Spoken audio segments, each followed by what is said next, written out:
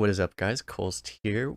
So United in Stormwind, the new set is coming out in, what is it, like less than a week at this point, probably? I was a little late to get this review. They just dumped all the cards and stuff, and the commands will not work, and they will not be redeemed, by the way. So do not scam yourself, chat.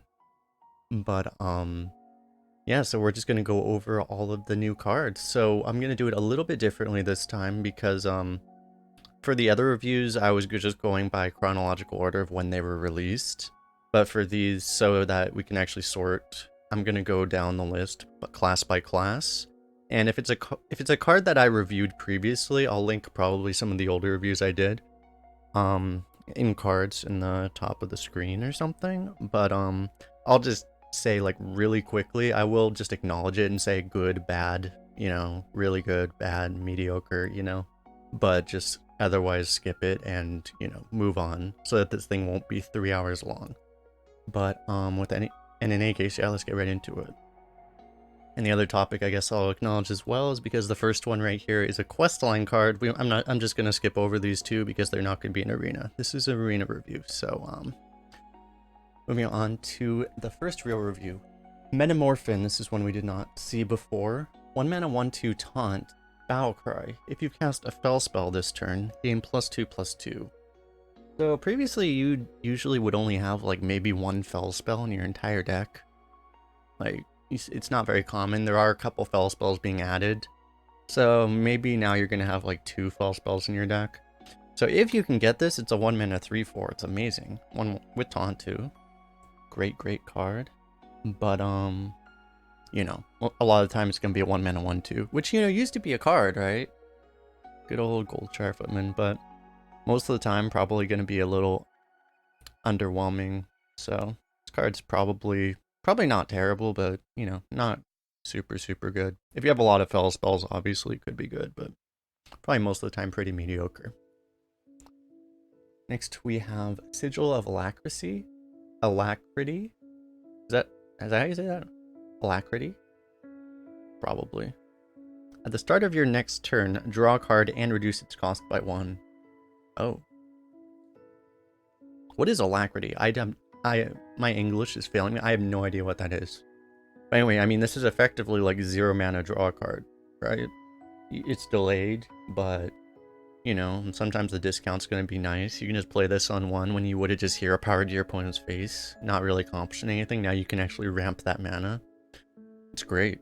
So, yeah, probably not like super broken, but I mean, this is just a nice effect to have, so pretty good. Unfortunately, not a Fel card. It's a shadow card. Fel would be a bit more valuable, but yeah, still seems pretty good actually. Brisk and cheerful readiness. Interesting. Okay. Next one we have is Fel Barrage. This one is a Fel spell. Again, in Demon Hunter. All these cards are Demon Hunter, if I didn't say that already. Deal 2 damage to the lowest health enemy twice. So I'm assuming it does, but does anyone actually know? If this kills a minion, will the second hit retarget? Because that's kind of important. I'm assuming it does, but I don't know 100%. I looked it up online and I couldn't find anyone say whether it did or not. It will retarget? Okay, cool. Because otherwise, that would make it a bit worse if it didn't. If it would just overkill, you'd still get the healing probably, but yeah, okay. So if it retargets, so it could be used as a cleave. It seems very good. It's worth noting as well that this says enemy, it does not say minion. So this thing can go face. If your opponent's health is 4 and they just have a Proto Drake on board, it will kill them. So that's pretty good, actually. That is really significant too. So yeah, this is a good card. Oh, did I say lifesteal? It doesn't have lifesteal? Oh. Why did I think this had lifesteal? Oh. Well, okay. It's just damage then. But it's not as good as I thought then. But it's still... this thing's going to be pretty useful and good, so... Good card. 2 mana, deal 4. Nice. Pretty good. Because normally you wanna hit the low health stuff anyway, right? So it's even though it's not technically targeted, it's definitely good. Moving on to, maybe I was mixing it up with this card, kind of. Chaos Leech. This is a 3 mana lifesteal. Deal 3 damage to a minion, so it's like a not outcasted the other card that's in the game right now. But if you outcast it, instead of going to 1 mana, this one deals 5 instead. Yeah, I-Beam, indeed. So it's like it's not great if you don't outcast it, but you know, sometimes you didn't cast I-Beam and it was fine. Definitely not amazing, but I mean, dealing 5, healing your hero for 5, and dealing 5 for 3, both of those things are quite good, so yeah, seems like a good card overall. Not crazy, I don't think, but definitely good. Moving on to Lion's Frenzy, a weapon. There are a few of these weapons that are 0-2 weapons here, or 0-3 weapons, but this one has an attack equal to the number of cards you've drawn this turn. I do agree with card hunting assessment. This seems not just bad, I think this is extremely bad. It always has one attack, right? But I mean, how often are you even drawing 2 additional cards in a turn? Not that often. You'd be lucky, extremely lucky to even get a Fire War Axe out of this. Most of the time, it's going to be significantly worse. Occasionally, you might have, you know, maybe you play that draw 4 card if you get really lucky, like this, but don't pick this card. Basically, is the short answer. If you have like literally 10 cards that draw cards, then maybe, but no, it's never gonna happen. Next, we have Fellgorger. 4 mana, 4/3 demon. Battlecry, draw a Fell spell, reduce its cost by 2. Oh, that's tradable does count. Oh, that makes it slightly less bad, but yeah. Okay. Draw a Fell spell, reduce its cost by 2. So, pretty good card. I mean, you're getting good ramps, so it's like you're kind of getting a 2 mana 4/3, but you may not actualize it for a while. Seems okay. One potential problem is that, as I mentioned before, you don't actually tend to have that many Fell spells on average, so you're not guaranteed to even draw anything. Even if you have like 2 in your deck, you might draw them before you draw this, right? So, you know, that's a problem. But assuming you can actually get the draw, it seems pretty good. Not crazy, but pretty good. It's gonna be really sad when you get I-Beams off of this, actually. You hope to get this one off of it, not I-Beam. But yeah. That actually is non-trivially an awkward thing, is that it doesn't really work with I-Beam very well. But it seems like it'll be pretty good overall. Next we have Persistent Peddler. As I said, we're just gonna kind of glaze over the cards that we reviewed before. This is the first one that we already reviewed. You're not gonna value the first one really highly, but you know, if you already have 1 or 2 of these, obviously they're amazing, but you probably shouldn't be picking them too much. Next we have Irebound Brute. 7 mana, 6/7 taunt. Costs 1 less for each card drawn this turn. So similar to that weapon, except this one, again, you always draw a card at the start of your turn. So this is really a 6 mana, 6/7, which could be cheaper. And has taunt, so a taunted ogre. Most of the time. And occasionally you might be able to play it for like 4 or 5 mana. Wouldn't really expect more than that, but you know. Worst case, 6 mana, 6/7 taunt seems pretty good. Seems alright. Probably not crazy, but you know, good. Jace Darkweaver. This one I will talk about a little bit, because when I talked about this last time, there weren't a couple of these Fell spells, so there are a couple better Fell spells. So this is definitely better than it was at the time of my review, but still, you're probably not going to have that many Fell spells, so this still probably won't be an amazing pick most of the time. But if you have a bunch of these good Fell spells, if you have like a bunch of Fell Barrages, like, then it'd be good, but most of the time you probably won't. Let's move on to Druid. So, questline, we're just going to skip. Sow the Soil. I believe this is a new one, so choose 1, give your minions +1 attack, or summon a 2/2 Treant. I would assume that most of the time, this is a 2/2 Treant. Occasionally, you know, if you have a bunch of minions on board and you want to push damage, or you really want a certain trade, you might use this for attack, but I think you're going to usually just get a 2/2 out of this most of the time. And the fact that, you know, it's flexible, it's always a 2/2, it seems pretty alright. I don't think it's as good as, like I'd rather have Living Roots than this, probably. I would say, I would think, but you know, it's fine. It's a good one drop. Yeah, it's kind of like a Power of the Wild. I don't know, the health is really important, I feel. It's like, I mean, it's like a mini Savage Roar is kind of what yeah, I don't know. I really think it's going to be a 2/2 most of the time, which is okay, but not amazing. Next, we have Vibrant Squirrel. 1 mana, 2/1, Death Rattle. Shuffle 4 acorns into your deck. When drawn, summon a 2/1 squirrel. So this is like super giga acorn bearer power creep. You don't have to spend mana, but you have to draw them. And then they're 2/1s.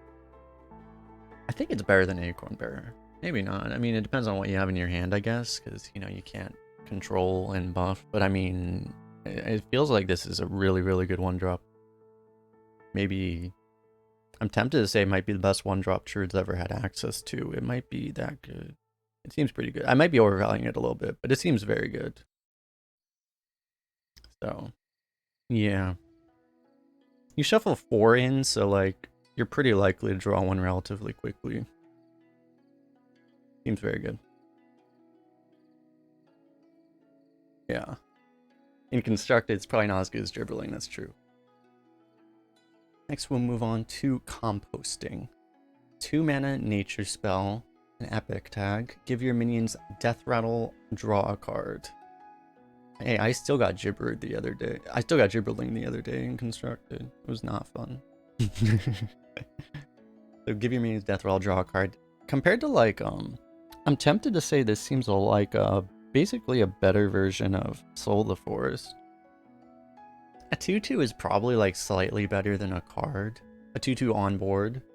But, you know, this is not that hard to pull off because it's 2 mana cheaper. And it seems like, yeah, it's also kind of like a better Feast of Souls because you don't actually have to trade them off immediately. You can let them sit there. Yeah, this seems very good, I think. You can just randomly pop a couple squirrels off of your deck and then you just get 2 extra draws or whatever. It seems, yeah, it seems like you're getting a lot of value out of this. So, yeah, this seems very strong. You can compare this to like other cards. Like, these were cards you would get wrecked by when there were like 4 mana versions of like, you know, the Mage card, that Echo Medivh or whatever. This thing is being so cheap, just seems like there's no way it could be that bad. Seems pretty good. Next we have Wicker Claw. 2 mana 1/4. After your hero gains attack, this minion gains +2 attack. So your opponent coins a 3/2, and then you play this and pounce, and then you win. Basically. They are just completely dead already. That's obviously a dream scenario. Overall, like, I mean, you could imagine, like, even, like, kind of worst case, it's either a 2 mana 1/4 or, like, a 4 mana 3/4 deal 1 damage, right? Which is not, neither of those are exciting, but these are the worst cases, right? So, and it makes your hero power a bit better, so I think it's okay, definitely not. I don't think it's going to be the craziest most of the time, but yeah, if you have Pounce or something, this thing gets actually pretty unfair pretty quickly. And it does have snowball potential, so there's that. Especially if you could get like multiple of these on board, it actually is kind of disgusting. But probably most of the time, it'll be somewhat underwhelming. Next we have Oracle of Elune. I believe yeah, we talked about this one already. This one's, it's okay. You're probably not going to get like super crazy value out of this most of the time, but it's not terrible. You can play this on like turn 5 with a 2-drop immediately, you know, something like that. It's okay. Totem amount we talked about, it is super busted insane. Dark Panther, extremely good. Might be a little awkward on curve, but generally extremely good. Best in Shell seems also extremely good. This one seems extremely not good, although it is really good with this card, I guess. But most of the time, probably going to be a little too inconsistent. Next, we will move on to Hunter. So the first card in Hunter, Devouring Swarm. Choose an enemy minion. Your minions attack it, then return any that die to your hand. One question I saw was, this doesn't... You don't copy your enemy minion, right? You don't actually copy the enemy. But, this thing still seems, pretty nuts. So basically it gives... You can either use this as Wind Fury to, you know, trade with minions that hit face, or just give your entire board rush, basically, to kill something big. I assume it has the same targeting preference as the weapon, which, so it would be like first played, first attack. So that kind of, again, restricts it a little bit, but I mean, generally speaking, like, this just seems extremely good. This is probably a little worse than the, what's Trim Crescent is the card I'm talking about. It probably is worse than Trim Crescent, to be honest, because it's basically just a single charge of Trim Crescent that doesn't deal damage, but it's 0 mana. So in theory, it should be a lot worse than Trim Crescent, but Trim Crescent is obscenely good. So, you know, it's probably too good to not be good, because you also get all the draws. So, yeah. They give it 5 stars. So let me think, like, you're getting essentially card draw out of it too. The fact that you're getting, like, it's a single charge of Trim Crescent, but you also get you get, like, potentially a bunch of draws as well. You're probably not going to draw too many cards off of it most of the time, but the fact that you get a bunch of draws for 0 mana, it does too much. Yeah. Probably pretty crazy. I'm not sure. It's a little too conditional for me to think it's a 5, but I don't know. It might be insane. It just doesn't... I feel like it just doesn't actually impact enough to be a 5-star card, but it could be really good. It definitely seems really good. Just move on. Questline. Leatherworking Kit. After 3 friendly beasts die, draw a beast and give it +1/+1. Lose 1 durability. The 2 mana 0/3 weapon. So that's really hard to trigger. Out of all the cards, this one is the out of all these 0 attack weapons they're printing, this one is probably the hardest to trigger. There are obviously ways you can trigger it, but in Arena you're not necessarily going to have the right synergy for it. Obviously, theoretically, 2 mana draw 3 with hand buffs. Pretty crazy, but I think it's just going to be too inconsistent. All these cards are basically just way too inconsistent. But if you have a bunch of the rat cards, which we'll look at in a little bit, it could be good. But yeah, I don't know. Way too inconsistent, probably. Next we have Aimed Shot. This is 3 mana, deal 3. Your next hero power deals 2 more damage. So, in terms of face damage, if you just send this into the opponent's face, this is basically just an unconditional kill command, right? Basically. So, extremely good for that. The only situation where this is worse than kill command is if you have a beast and you want to deal 5 damage to a minion. Right, so it's not quite as useful in a control aspect. But generally speaking, and sometimes, especially on curve, sometimes you would want to deal 5 damage to a minion if you just happen to have a beast or whatever. So it's it seems extremely good. But you will value this definitely higher in a more aggressive deck. Kind of obviously. Because otherwise you don't care about the hero power damage as much. But yeah. In an aggro deck, this card is like probably auto pick. Next we have Ramming Mount. Probably the weakest mount, I think, this card. But still very good. All the mounts are busted. This one's just probably not quite as busted sometimes. Could be very good in a control deck. You just make an immune an immune while attacking Proto Drake. But it seems still it's very good. Next one is Stormwind Piper. 3 mana 1/6 demon with beast synergy. After this minion attacks, give your beasts +1/+1. So all the beasts on board get an AoE buff. Can you imagine if you can kind of see that all these cards being gone are why they removed Unleash the Hounds. All these cards that they're printing in this set. This is why Unleash the Hounds doesn't exist anymore. Just can you imagine? But in general, like, unless you have like, there's only a couple. All these cards that are based off of like having all these beasts, you know, they're really based off of having a couple specific cards, which will just like, since we keep coming up with this, you know, there's like these very specific cards which are based around, you know, getting a bunch of beasts automatically. Any of these cards, if you have the right kind of synergy, can get significantly better, but on average, you know, unless you have the right synergies, this card seems just not very good. 3 mana 1/6 is really doesn't cut it anymore. But, you know, if you're able to stick this, you can get a bunch of beasts, you know, could be good. Just probably not going to be super consistent. Next, talking about one of these, Rodent Nest. This is a 4 mana 2/2, not a beast, but Death Rattle. Summon 5 1/1 rats, which are beasts. So, if you do the normal thing that everyone likes to do and add up the numbers, this is a 4 mana 7/7. It's insane!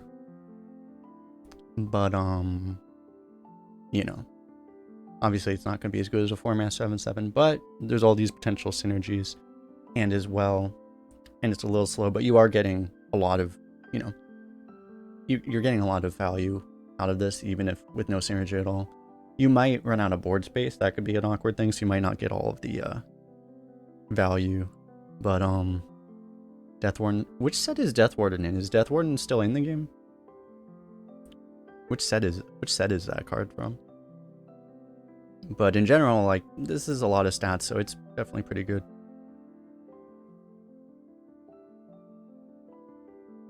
Next we have Imported Tarantula. We talked about this before. Darkmoon Fair. Okay, so it is still in.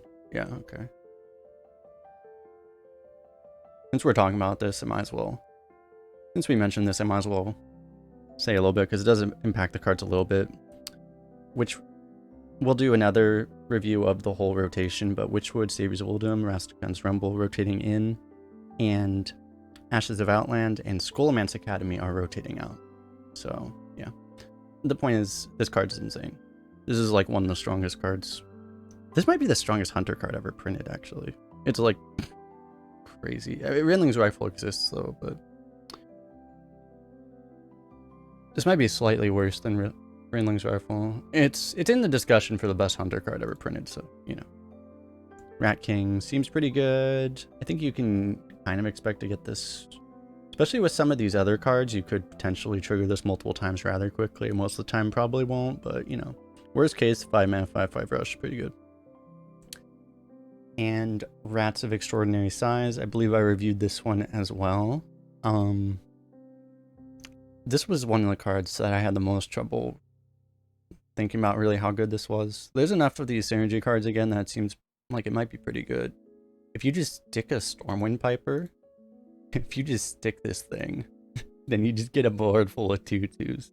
That's pretty nice. But yeah, I'm really, honestly, I think I said it was probably pretty good, but I'm really interested to see how this card works, because I'm really not sure about this one. Next, we'll be moving on to Mage. First card is Hot Streak. 0 mana, Fire Spell. So there are some Fire Spell synergies which we'll get into, but your next Fire Spell this turn costs 2 less. Let's just let me see some of these fire spells. They actually didn't even print. They printed 4 fire spells in this quest. The thing is, there really aren't that many fire spells that you get. You usually have like a couple. Explosive Runes is leaving, right? You obviously can still get Flame Strike. You can get like a 5 mana Flame Strike, turn 5 Flame Strike that can wreck some people. But generally speaking, these kind of cards in Arena aren't very good. There's some very specific like synergies around these fire spells that they're trying to build for constructed, but this stuff, it's going to be something you will occasionally get absolutely memed by, but it's not going to be very consistent. Because there just aren't enough, there's not enough support for it. Next we move on to First Flame. Deal 2 damage to a minion. 1 mana spell, add a second flame to your hand. I believe the second flame is also just, yeah, a 1 mana spell, deal 2 damage. So, 1 mana, deal 2 split. Unlike the Demon Hunter card, it can't go face. But it's pretty much can be kind of similar to the same thing. You can split them up so you can use them on the same turn, different turns. That's really nice flexibility. So, I mean, overall, like, definitely seems pretty good. Not super bonkers, but, you know, it's very good. Very good. Very good removal. Mage kind of struggles because they can't really deal with stuff super efficiently, tempo-wise a lot of times. So this would be a really nice... Mage will like this a lot. But, yeah. So overall, very good, but just not broken. Next, we have a quest line. And after that, we have Celestial Ink Set. I forgot if I did we review this? I think we reviewed this already. Again, one of these things where it's like, it's very high potential. Potentially, this is 2 mana to cheat 10. It's very good if you can actually do it. The thing is that in Arena, you don't tend to have that many spells, even in Mage. So, and you need to have like 5 mana spells to actually get the full benefit. And, you know, so it's probably going to be a little too inconsistent, but I mean, this card is going to be very frustrating because it's usually going to be bad, but then occasionally it will be the best card in your deck. But it'll probably be a little too inconsistent. Next we have Ignite. I'm curious to see what other people say about this card, because we'll say what the card is. Deal 2 damage. Shuffle Ignite into your deck that deals 1 more damage. My opinion is that this card is not very good. I'm curious if other people agree on this one. I think this is actually a pretty weak card. So 2 mana deal 2 is not good. 2 mana deal 3 isn't even that good, especially by the time you're drawing it in the late game. If you could somehow like draw a bunch and keep cycling these in and get more of them, like then eventually it will be good. But I just don't see that happening. I think by the time you actually draw it, a lot of the times, like even if it's 2 mana deal 3 or deal 4, it's still not a good draw. So I don't think this is good personally. If you have like a really, yeah, like I don't know, because it's kind of like it's like that torch card. Yeah, I kind of agree. I honestly think it's a worse Forgotten Torch. Yeah. I guess 2 mana deal 2. I don't know. Probably not even better. Yeah, I don't think it's good. People seem to agree, so we'll move on. 2 mana, Prester's Pyromancer. 2 mana, 2/3 Battlecry. Your next fire spell has spell damage +2. So, I mean, compared to some of these other cards, this one, it's consistent. At worst, it's a 2 mana, 2/3, right? So, that's fine. And occasionally you can get like, you can turn this other flame card. You can turn first flame or second flame into deal 4. Pretty solid. And also, this is your next fire spell. It's not this turn. Yeah, it crosses over turns. This thing's probably really good then. But I mean, that just turns like, if you just have a flame strike. Oh, that's disgusting, actually. So once someone's played this, you have to worry about a 7 damage flame strike. And it never goes away. Unless they play another fire spell. It could be awkward if you have like a secret or something that you don't... How would this work with explosive runes? What happens if you play this and then you play explosive runes? Does the explosive runes just deal 8? Or does it like fizzle?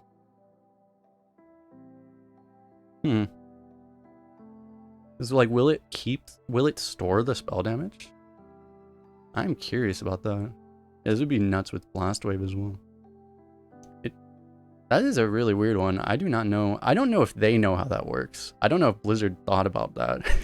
They probably did, actually, because Explosive Runes is still played in Wild. So they probably came across that. That might be a bug. I don't know if they probably thought about that. That could have been something they missed, honestly. I don't even know how that works. But yeah, anyway, this card seems extremely good. Another card it works with is Fire Sale. We talked about this before. 3 damage AoE for 4. It has tradables, so if you're winning, you just trade this away, get something you actually want. Very good card. Next we have Sanctum Chandler. This is one of the cards that is I imagine in the theoretical constructed deck, which may or may not work. This is the card that kind of you build the entire fire strategy around. 5 mana 4 or 5 after you cast a fire spell. Draw a spell. So yeah, generally it's like this. So this is a 5 mana 4 or 5. You're probably just not going to have enough fire spells to really make this worth it. If you get like 1 or 2 draws, you kind of need like 5 mana 4 or 5 draw card isn't even good anymore. You kind of need to draw 2 for it to even be like remotely good. And you probably just won't most of the time. So if you have the right synergy, you can pick this, but generally it's going to be probably pretty bad. Next, we have Clumsy Courier. And before we talk about this, let's look at the... Yeah, that's what I thought. Okay, 7 mana 4/5 Battle Cry. Cast the puzzle box of Yogg-Saron that's in your hand. Oh dear. Oh dear. Getting puzzle boxed on 10 wasn't good enough, huh? The good thing is these are 2 epics, and presumably they will fix the epic bugs, so you probably won't see too many epics, so you probably won't see that happen very often, unless they discover the puzzle block.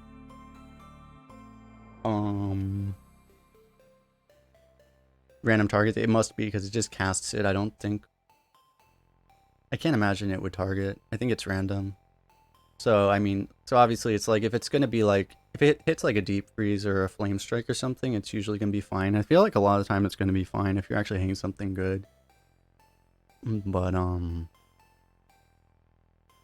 assuming it's random anyway. It could be targeted, I guess, but I assume it's random. I think these cards have to be random generally. I don't think the technology's there to make it targetable. But, yeah, so overall, like, this card's probably not going to be like, if you play like a secret, I guess it's like a 4 mana 4/5 plus a secret. You know, it's okay, but it might not be that bad in the average case. But obviously, you know, assuming it's random, that could make it weird because you can't really play with Fireball or whatever, or you wouldn't want to. So I feel like it's not going to be that. Not going to be terrible on average though, and sometimes it's going to be insane, right? So yeah. It might not be that bad. It's probably not crazy, but it's probably about an average card, I'm guessing, actually. Which is terrifying. It's actually probably not that bad. Next we have Grand Magus Antonidas. 8 mana 6/6 Battle Cry. If you've cast a fire spell on each of your last 3 turns, cast 3 fireballs at random enemies. Ah.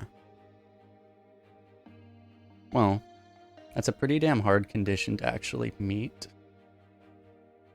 So, it's a battle cry. It's interesting. Probably, generally speaking, you could try to make it work. If you have, like, if you specifically have, you know, this card, you can actually kind of conceivably make it work. But generally speaking, you're probably just not gonna, it's just probably not realistic, so pretty bad normally. But I bet you'll see this in Constructed though. I am interested to see how good this fire deck is, because there's going to be a fire deck in Constructed for sure. It's just whether or not it's going to be good. Next we move on to Paladin. So, first card we have here, Blessed Good. Discover a secret weapon or a divine shield minion. So, why does this show related card Sphere of Sapience? They're just like, by the way, this one exists, just to not surprise you. I think in general, you're going to be picking I think you're generally going to be picking the weapon. Maybe sometimes if you get a really good Divine Shield minion, you might take it. But I think generally you're just going to be taking the weapon, unless it's Sphere of Sapience, and then you will take the Divine Shield minion. I can't imagine you're going to be taking the secret almost ever. So it's like, compared to a lot of the other discovers, this seems worse because you only have, well, the weapon is usually going to be really good, but one weapon coming back is actually in this set as well, I believe. That's not in this set. Where is the weapon coming back? No, Battle Axe is coming back. Blood Claw is coming back. There are some kind of weak weapons, but Silver Sword is coming back, which may be the best thing you can get and may be useless.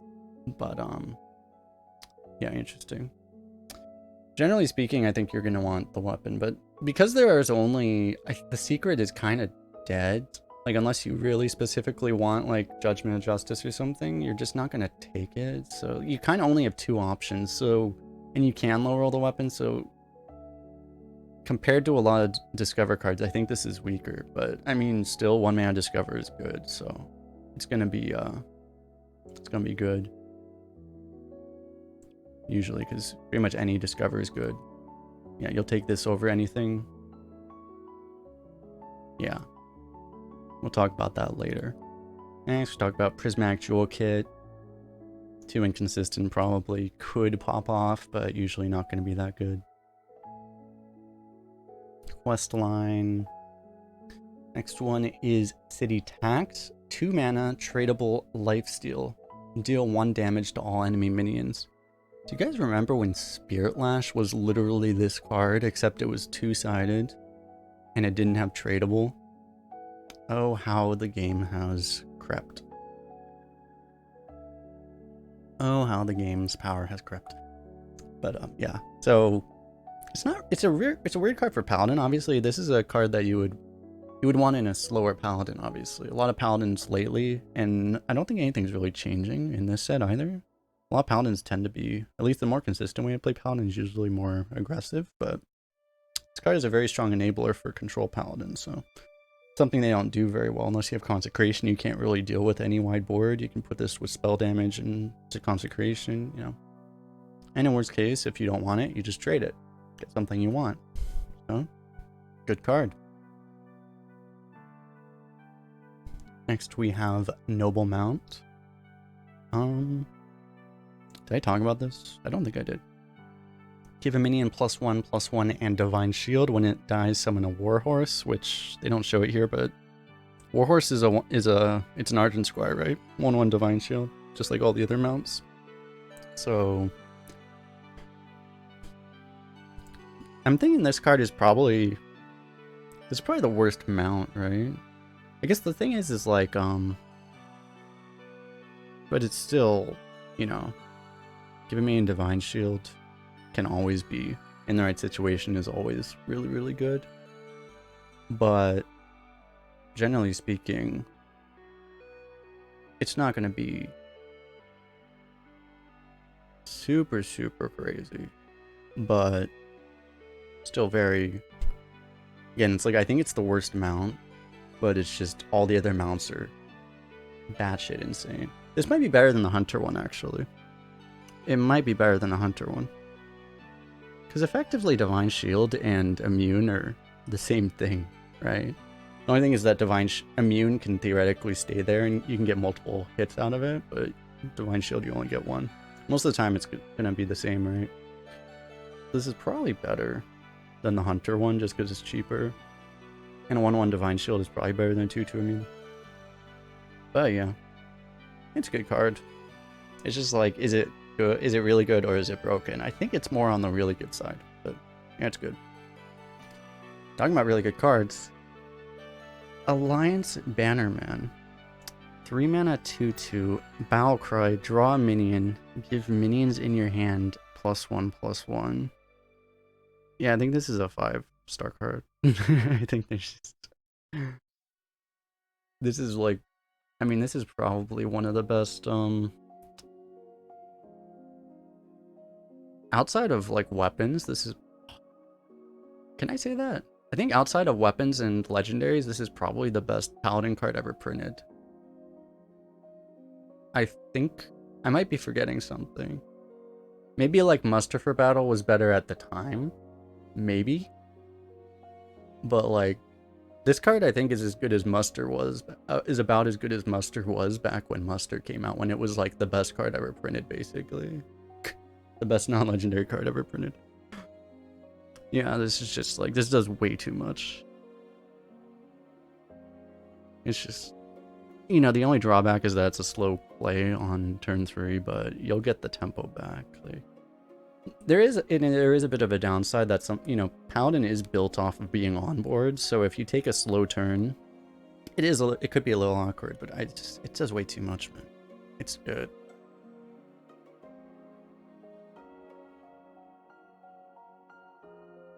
Next we have, and like it also, like all these, there's all these cards that are based off of hand buff synergy too that are going to be activated by it too. It's crazy. Next we have Catacomb Guard, 3 mana, 1/4 life steal, battle cry, deal damage equal to this minion's attack to an enemy minion. So this is a pretty, not terrible, but it's not a very good card if you just, and in its base form. Obviously the point of this card is to hand buff it, and then it goes from not great to extremely, extremely busted very quickly. Just with one buff, just with a 1/1 buff, this thing's already really good. If you can get more, then it's disgusting. Thing is that, you know, pretty reasonable, like, you might get like, you probably, decent chance you might get like 1 buff or something, but you probably won't get too much more than that, unless you just happen to draft a bunch of Bannermans. So, yeah, most of the time, it's not going to be terrible ever, but probably not something you're going to be valuing super highly. Because you probably just won't expect to always, you know, consistently enough have the hand buffs, because you do kind of need the hand buff for it. And in its worst case, it's not terrible. Next we have a Lightbringer's Hammer. I forget if I reviewed this or not. I think I did, but I mean, it's a Fire War Axe that can't go face, but has lifesteal. So better in control decks, obviously. It's okay. It's one of the weakest weapons outside of the, it's one of the weaker weapons that Paladin has. So you wouldn't value it super, super highly, but, you know, still good. All weapons are, unless there's something really wrong with it, weapons are good generally, so. It'll be a card you'll pick sometime. Next we have First Blade of Rin. For all these cards, I forget if I reviewed them or not. This is a 4 mana 3/5 Divine Shield Battlecry. Gain rush. This has at least 4 attack. I think I did. So I mean, even if in its base form, it's extremely good. If it's hand buffed, it becomes disgustingly good. So yeah, very good card. And then we have High Lord Fordragon. 6 mana 5/5 Divine Shield. After a friendly minion loses Divine Shield, you give a minion in your hand +5/+5. Legendary. So a 6 mana 5/5 Divine Shield is not good, but close to playable already. And then this thing, I'm assuming, triggers off of it triggers off itself, right? I'm fairly certain it does. You get a 5/5 hand buff, which is obscenely good. There was a card that was a 7 mana 5/6 that gave a +5/+5 buff, which was playable. It wasn't great, but it was playable. This is like so much better than that. It's obscene. And if you have multiple Divine Shields, you can get multiple buffs additionally, and then you just win the game instantly. Just if you can put it on a taunt. So, yeah. Card's pretty high on the unfair category. This will be, yeah, something that, and you probably will see it the most off of Blessed Goods. So, people are going to play this on turn 1, you're going to be like, oh no. Oh no. But yeah, seems extremely, extremely good.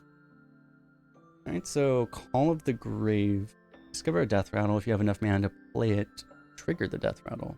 So you're going to want to play this as late as possible. Try to hit a Proto Drake on turn 9 or something like that. I think we talked about this before. It seems very good. Because you can choose what you get, so you can always pick something, well, not always, but hopefully pick something you can play. You can even play this on turn 1, like it's, you know, it wouldn't be terrible. You probably wouldn't, but you could. If you needed curve, you could. You know, just very flexible card, extremely good. Quest line. Next one is Shard of the Naru. 1 mana, tradable. Silence all enemy minions. So, I compare this to Mass Dispel. So Mass Dispel for 3 additional mana, which was, Mass Dispel wasn't even a terrible card. It was not good, but it wasn't terrible. It was 3 additional mana, and all you got for 3 additional mana was 1 card draw, which is not worth it. It's a lot better than Mass Dispel. And the fact that you can trade it means it's never, you know, anything with tradable can't be really a terrible card because you can always trade it. So if you just don't want it, you can trade it. But you'll probably keep this because you might want it, right? If you just silence a Proto Drake, it's worth it. So yeah, this card is I think generally because you can always trade it, you probably just get decent value out of it anyway. Even like honestly, just hitting 1 thing is probably good enough. So seems good. Next we have, oh yeah, so there are a bunch of these other priest cards that are basically, they're trying to turn aggro Shadow Priest into a thing.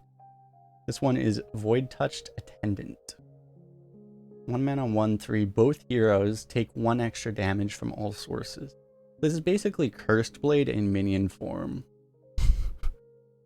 There are some cards that hypothetically synergize with this that we'll go over in a second, but so if you're an aggro deck, if you are an aggro priest, this is like obscenely good, but this is probably unpickable in control. And most people, let's be honest, most people draft control priest, right? So probably value this extremely low. Most people should probably value this low, but if you're a tempo aggro priest, it's amazing. So, you know, there's that. Next we have Shadowcloth Needle. 2 mana, 0/3 weapon. After you cast a shadow spell, deal 1 damage to all enemies, lose 1 durability. So again, with a lot of these cards, hypothetically extremely good, but you don't tend to have that many shadow spells. So you really only need 1. If you get 1, it's Arcane Explosion, right? So this might be, I'm tempted to say this is the best. This hits phase 2, by the way. This is probably the best of the weapons like this that they're printing, because it's probably the most consistent as well. You kind of ramp it, like, I think it's, this one is probably actually somewhat pickable if you have shadow spells, but it's still probably not super high value. Again, like I say, it's the best out of those, but all the other ones are like probably terrible. So, you know, no, I'm not saying this is premium, but it could be good. Next we have Twilight Deceptor. 2 mana, 2/3. Battle Cry. If any hero took damage this turn, draw a shadow spell. So the idea is you play this on 1, hit him in the face, and then you play this on 2. It's great. Yeah, so most of the time, well, a little weird. It's hard to deal damage to yourself, right? Unless you like raise dead or something. So it's pretty much if you have a minion on board at the start of your turn, it's 2 mana, 2/3, draw a card. And Priest has ways to do that, right? It needs to have the ability to attack. It can't be like a, well, yeah, dormants are gone actually. Dormants are gone. That's not an issue. Mostly. But yeah. Worst case is a 2 mana, 2/3. A lot of the time it's probably going to draw, so seems extremely good. For a 2-drop, you know. Next we have Psyfiend. 3 mana, 3/4. After you cast a shadow spell, deal 2 damage to each hero. As far as Arena is concerned, this is a 3 mana, 3/4. And that's pretty much the end of discussion. If anything, it's slightly worse in a control deck because it might hit you in the face. You might not want it, but it might be slightly better than an aggro deck because it might hit your opponent. But you're not going to obviously build around this, so it's basically a 3-mana 3/4. You know, it's alright. Next we have Void Shard. So, Holy Fire died for this. Huh. 4 mana, lifesteal, deal 4 damage. Could be worse than Holy Fire, because you could Holy Fire a Divine Shield. Worse Penance, but this goes face. Penance does not go face. Smork says Penance is useless. Useless cheat. This is useful cheat. Yeah, generally speaking. So the fact that it goes face is good, but yeah, generally, yeah, it's definitely pickable. It's probably not something you're gonna prioritize super highly because 4 mana deal 4 really isn't quite good enough.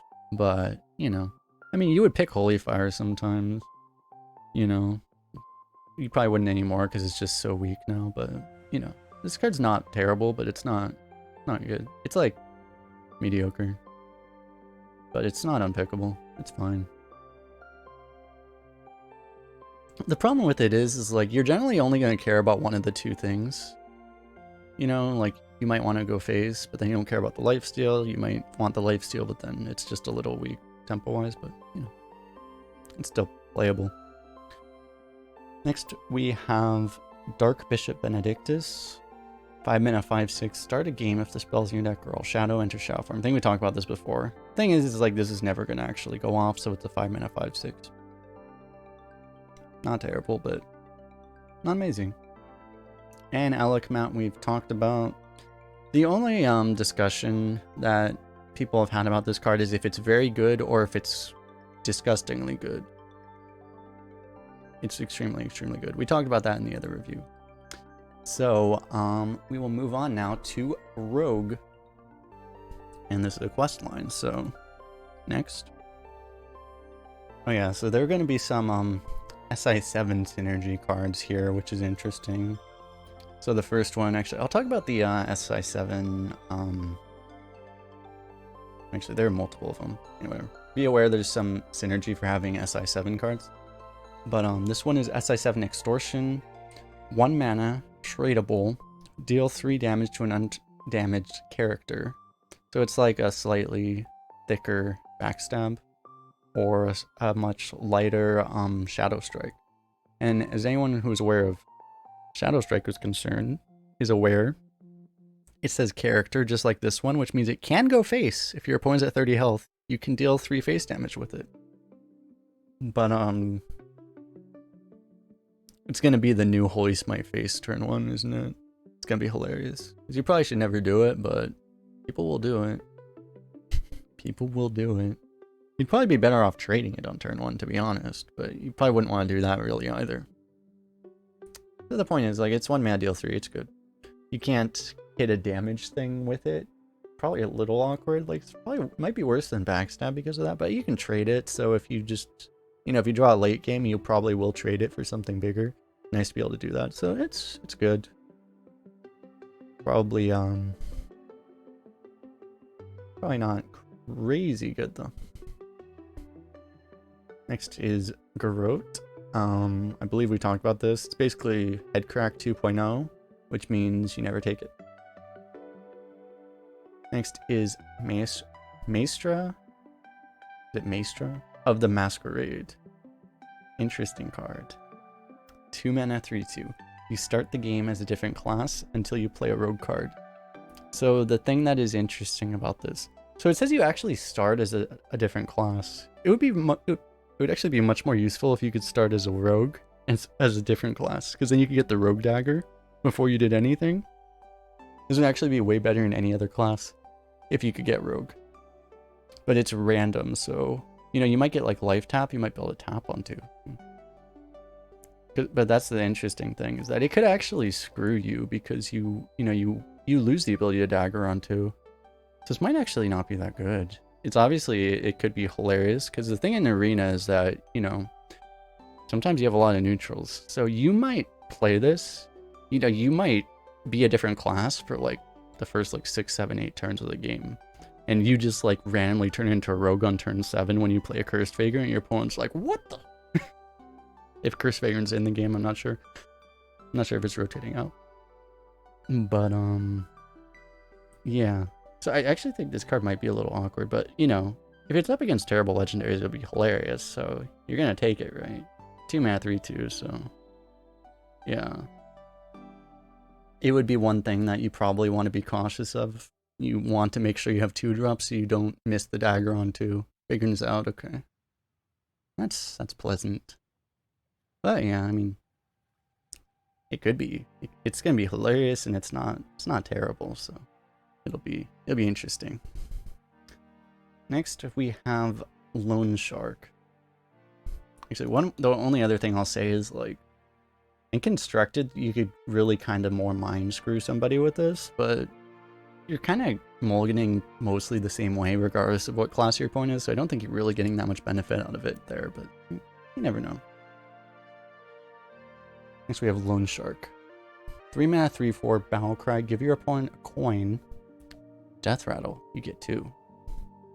So people generally do not like cards where you give your opponent a coin. 3 mana, but I mean, it's a 3 mana, 3/4 where hypothetically, you know, you're getting 2 coins, they get 1. So the problem is that it's a Death Rattle for the 2 coins, right? So it is deniable hypothetically, but also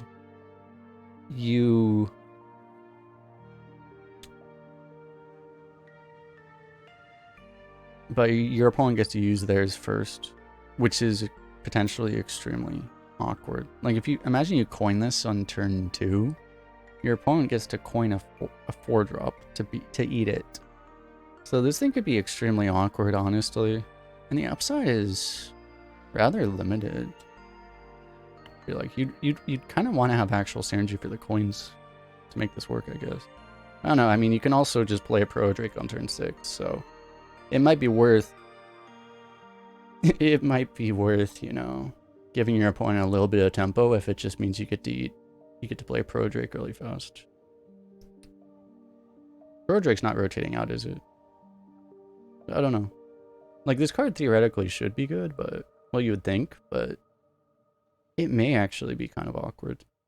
You need to kind of have a plan for the coins to play this, is I think the takeaway. But assuming you do, it should be good. It's just that if you don't have a plan for the coins, it's actually extremely, extremely bad. But you should have a plan. You should be able to do something, right? Getting this off Teacher's Pet, yeah, it's pretty good. Pro Drake is Skullomance, so it's oh wait, it's gone. Pro Drake is gone. Hold up. What was it? It's gone. Ooh. Interesting. Maybe I should have done the review of cards that were leaving before I did this video. I don't know. We'll do that immediately after this. So let's move on to SI7 Operative. 3 mana, 2/4 rush. After this attacks a minion, gains stealth. So there is some SI7 synergy, but this one just seems, I don't know, a 3 mana, 2/4 rush. Do you really care if this gains stealth? Like, it could be okay, but like, you probably don't care that much. Like, I don't know. A 3 mana, 2/4 stealth just seems weak now. It's not terrible, but it's just not, you know, it's just not great. So, yeah, it's okay.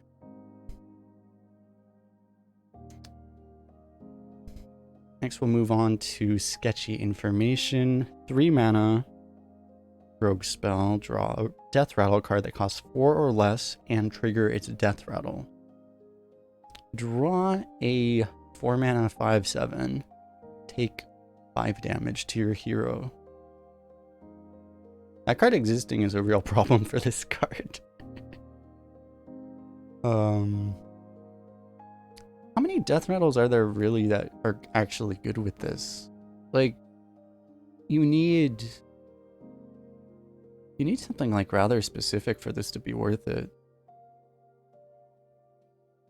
You are drawing a card, so I mean, you don't really need full value, but It feels like this is just a little slow. The new 4-drop. What new 4-drop? There's a neutral.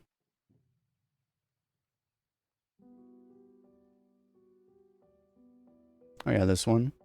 That kind of works, yeah. That one's okay. But yeah, you would have to look at all the cards, but it has to be something in your deck. I feel like it's just gonna be it feels a little slow. Because it's not really a draw either, it's just a cycle. Like, it just seems like this is a little weak. And there's a potential that it could be really bad if you have, you know, the 4 mana 5/7. So I don't think this is very, and you might just get a 1-drop, you know, like it just seems like, or Loot Hoarder or something. Like, I guess it's okay if it's a Loot Hoarder actually, because then it's just Arcane Intellect. But yeah, I don't know, this doesn't seem very good. In its best case, it's like decent. I guess like if it high rolls, it's pretty good actually, but I think it's just not going to be consistent enough. A lot of times it's just going to be kind of meh. Next we have, oh wait, Death Rattle card. Oh, that actually works with this. Ooh, this works with Counterfeit Blade actually. 4 mana 4/2 weapon. I think we reviewed this before, but Battlecry gain a random friendly Death Rattle that triggered this game. Wait. Yeah. Wait. No, it doesn't work. Oh no, that doesn't work. Never mind. No, it doesn't work. Yeah, because it doesn't actually have Death Rattle, it has Battlecry. So, okay, never mind. It doesn't work. It was going to be really cool if it actually has like, unless like Necrium Blade's in. It would work with Necrium Blade though. Wait, no. Yeah, no, it would work with Necrium. Yeah, just too confusing. And we reviewed this before. I was thinking like this would pretty much just be a 4 mana 4/2 weapon, which is good, but probably won't get too much. Wouldn't expect too much out of Death Rattle. I think in our review we also said like, well, maybe you'll hit a Pro Drake, but since Pro Drake's gone, there's not even that. So yeah, I think it's just usually going to be pretty much just a 4/2 weapon, but could be better. Next we have SI7 Informant. 4 mana 3/3 Battlecry gain +1/+1 for each SI7 card you played this game. So you're almost never gonna, like, this is just not gonna be playable on curve basically ever. Like, you know, it's like you'd be lucky to get a 4/4 on turn 4,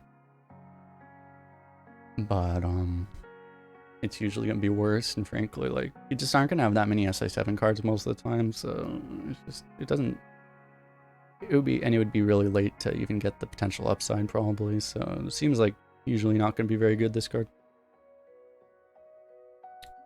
Next we have the last SI7 card, SI7 Assassin.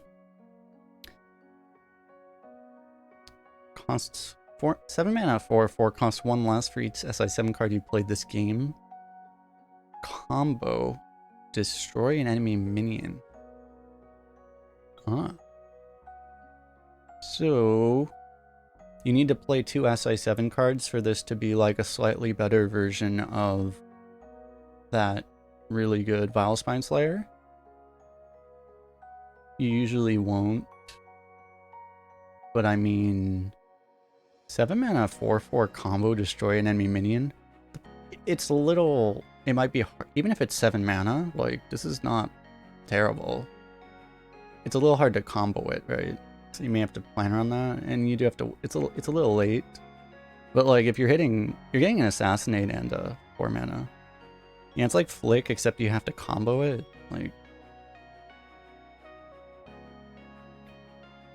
Like, it's probably not premium. Assuming you have like 1 mana cards, this is totally pickable with 0 SI7 cards in your deck. It's pickable. Like, it's not going to be premium, but like, it's pickable. So, you know. Well, Brittlebone would be insane in Rogue because you could trigger it with your face. So that would be so much better. But yeah, I don't think this is unpickable. It's definitely not like premium. If you, the more SI7s you have, it gets much better quickly. But like, even with no SI7 cards, you could take this. But yeah, probably not. Not something you're gonna be excited about, probably. Next, we go move on to Shaman.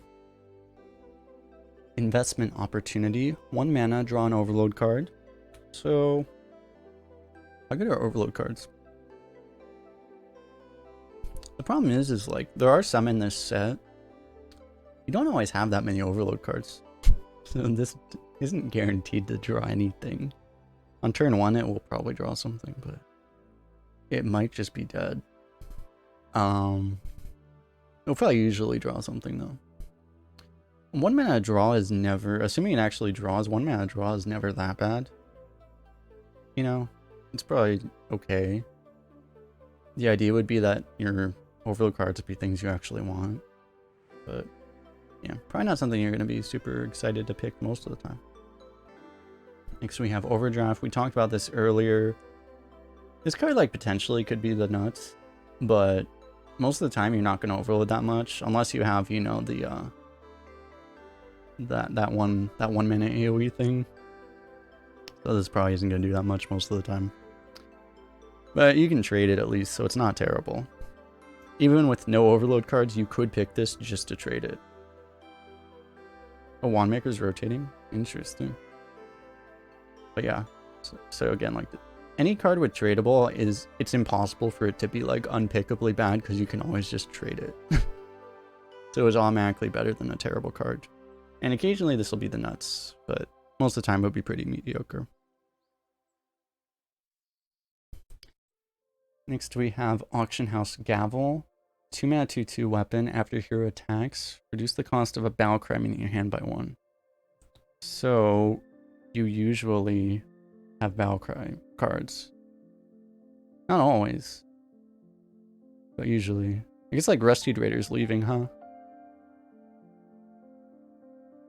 But Shaman has a lot of battle cries. Like you can pretty consistently. There's one really busted battle cry card being added as well, which we'll talk about in a little bit, which you could curve right into with this.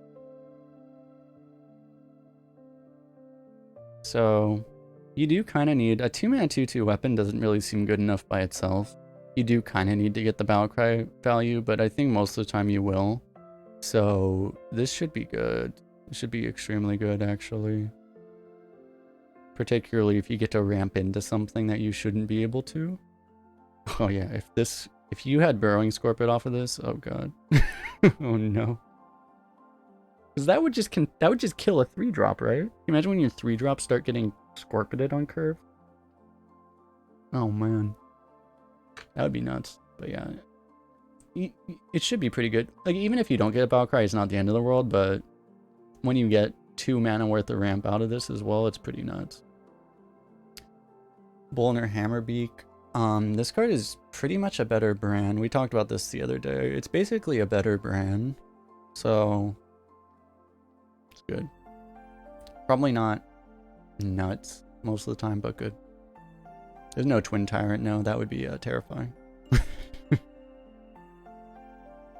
That was Descent of Dragon. Next, we will move on to Charged Call. 3 mana nature spell. They probably will. I bet we're like 1 or 2 rotations away from Descent of Dragons coming back. Probably. But not yet. Discover a 1-cost minion and summon it. Upgrade it for each overload card you play this game. So I assume that means 2-drop, 3-drop, 4-drop, etc., etc. This is never going to be good on curve. Like, actually never. But I mean, obviously you want to play it later. Again, like, I don't know how many overload cards the average Shaman deck has. It's going to go up a little bit with these sets. Actually, I haven't looked at the new sets. I don't know how there's a good overload card here. Nothing. Just Zap. So there aren't a lot of overload cards in the sets rotating in either. So the amount of overload is probably actually going to go down. So you're probably just not going to have enough overload probably to make this card actually like remotely good. It could be good if you have the right deck for it, but most of the time going to be pretty bad, I think, actually. What's up, Hobbs? Next we have Canal Slogger. 4 mana 6/4 rush lifesteal overload 1. So in a control deck, seems extremely good. Yeah, I believe Aug Merchants are leaving. Yeah, were they Ashes or Skullmans? I think it was one of those. So in a control deck, I mean, this is a lot of healing. You can hit something that doesn't kill this, and then it's 12 healing, probably, unless you get spell removed, which it might, but it's a lot of healing. Otherwise, it's like 4 mana deal 6 and heal 6 with 1 overload. There's some overload synergies, so yeah, it seems. I think in a control deck, this card is like, I wouldn't say like I don't think it's like a 5-star, but like it's really good. And in an aggro deck, it's probably slightly worse because you don't care about the lifesteal, but I mean it's still fine. So seems like a really good card. Next we have Granite Forgeborn. This is the broken Battlecry card I was talking about earlier. 4 mana 4/5 elemental. Why this card like shouldn't be an elemental at least. Battlecry reduce the cost of elementals in your hand and deck by 1. Yeah. Seems. So the one thing is that I don't even want to like. Let's just be honest. They're gonna nerf this card, right? Like, I don't see how Elemental Shaman's already one of the best decks in Constructed. I know I'm not talking about Constructed, but like that's already one of the best decks in Constructed. Give them this. What deck is going to compete with that deck? This card is going to get nerfed, I think. Like, there's no way this can exist. I feel like there's just no way this can stay in the game. But anyway, so like it'll probably get nerfed, I'm thinking, for Constructed, but they are giving a lot of control tools, so maybe it doesn't. I don't know. Anyway, back to Arena. So, I mean, 4 mana 4/5 with. The thing is like in Arena, it's probably not going to be that nuts because you're usually just not going to have that many elementals. But I mean, it's still really good, obviously, you know. You really just need like 1, right? Yeah. Seems extremely good. As I said, like, I'm guessing that card gets nerfed. There aren't that many cards that I feel like that jump out as cards that will get nerfed, but like this is gonna get nerfed, right? Like, Jesus. Next is Spirit Alpha. 4 mana 2/5. After you play a card with Overload, summon a 2/3 Spirit Wolf with Taunt. So yeah, so you again, like all these Overload cards, it's like you probably aren't gonna have enough synergy for it to really be consistent. Even if you get 1, this isn't that good. At least the taunt protects it and maybe keeps it alive, but I don't know. You really need 2 for this to be good. And that's just not gonna happen probably that much, so it could pop off, but you know, probably not great most of the time. And then Tiny Toys we talked about earlier. Are there any 5-drops? Now that we know the rotation, I'm not going to go through it. Look, is there anything that like really screws you over here? I'm curious. But we reviewed it before. This card is insanely good. There's a lot of good things you can hit. It's very, very good. Mortuary Machine. Right, Mortuary Machine is the one that can really screw you. That's gonna be toxic. Oh no. Yeah.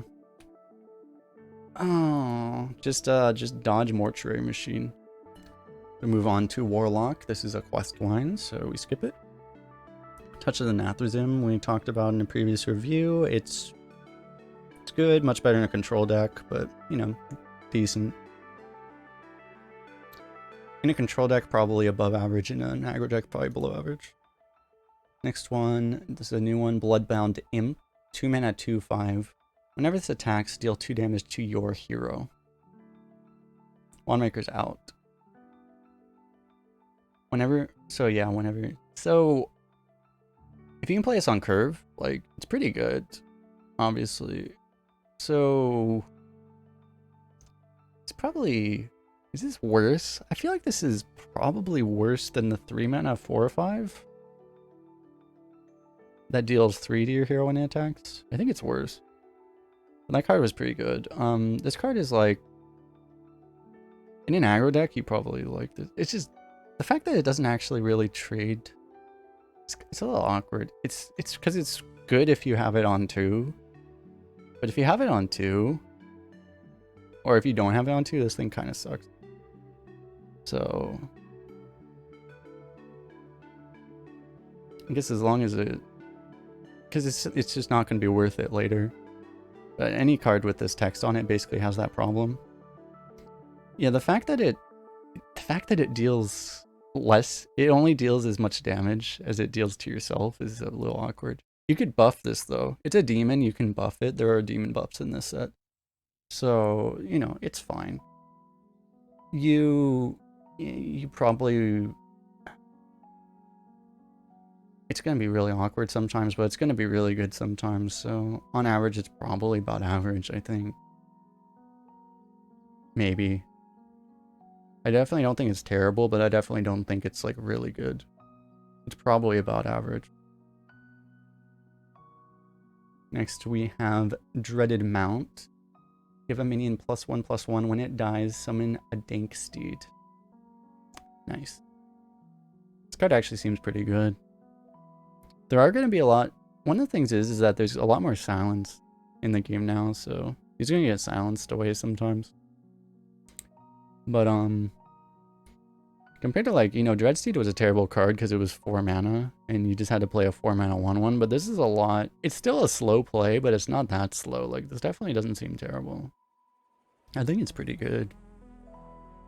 Once you play this, you basically just never have to worry about pings again because you'll always have a ping on board. Great, right? I think it's pretty good. That's good, but I think that's going to be honestly the biggest problem is how many silences there are now. There's a neutral silence too, which is going to be like an auto pick, probably.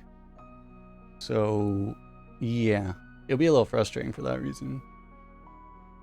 It will actually get silenced like probably like 15-20% of the time. That might be a little high. But like, it's gonna get silenced often. Ruined Mithril Rod, terrible. Let me just check. Did this change at all? No. Still terrible. Dark Alley Pact. I think we reviewed this already. You're usually probably not gonna have. This is just a. It's just stats. It's probably not gonna be too great on average. Unless you tap on 2, it's not great on curve. It's potentially like a Mountain Giant if you have a big hand, but doesn't seem. I don't think it's gonna be super crazy on average. Be a lot better if it had Taunt or something. Demonic Assault we reviewed before, extremely good. Shady Bartender. This is a card that's like, I saw a lot of debate about this card. There's a lot of, like, as I said, like, this is one of the things where, like, imagine buffing this, suddenly this thing becomes a lot better. There's a lot of, there's AoE demon things too. If you have the right cards for this, it could be extremely, extremely good. But, it may be a little inconsistent. Anetheron. Carefree reviewed this. It's basically a 6 mana 8/6. It's okay. I think we reviewed it already. And then Entitled Customer. I don't think we reviewed. 6 mana 3/2 Battlecry. Deal damage equal to hand size to all other minions. This card is extremely good in a control deck and extremely bad in an aggro deck. Basically. Kind of surprising in this card. All the cards that they gave tradable to, they didn't give it to this one. They must have thought this one was too good if it had tradable.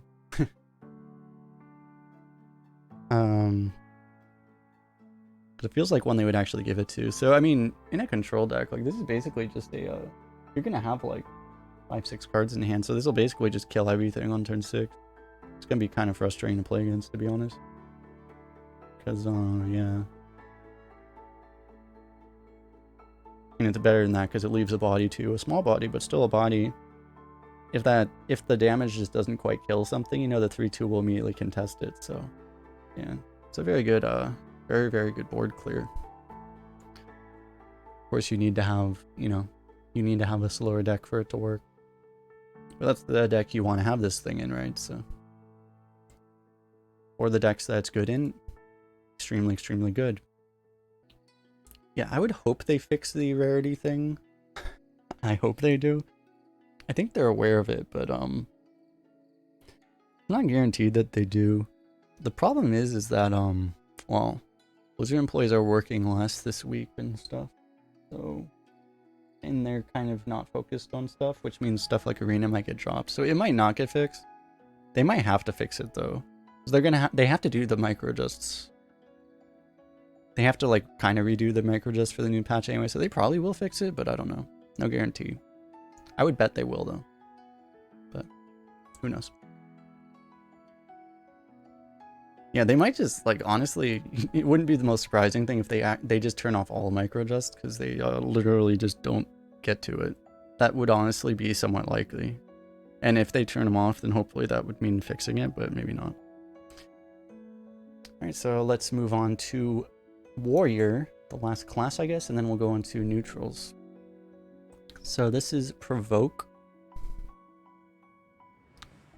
Again, like I forgot if we talked about this or not. So basically, this is a 0 mana tradable. It has tradable, so if you don't want it, you can trade it. I can't imagine when you wouldn't want this though. Maybe you wouldn't want it in the early game. I did review it. Yeah, it seems. So yeah, this seems like a broom. Yeah, I think you did. So I did, yeah. So yeah, it seems very. It's you can't. We were saying you want to put this on a Proto Drake, right? But Proto Drake's rotating out. So maybe it's not as good as we thought, actually. Still probably extremely good. You know, you give your big minion rush. You give your big minion rush Mega Wind Fury, basically. Seems nice. West line. Share the Timbers, I believe we also talked about. 1 mana DL2 is not the end of the world. If it goes off, it's crazy. You do have some pirates, but, you know. A lot of times, it'll just be 1 mana DL2. Which isn't terrible, so it's alright. Next one, this should be new. Harbor Scamp. 2 mana 2/2 pirate. Battlecry, draw a pirate.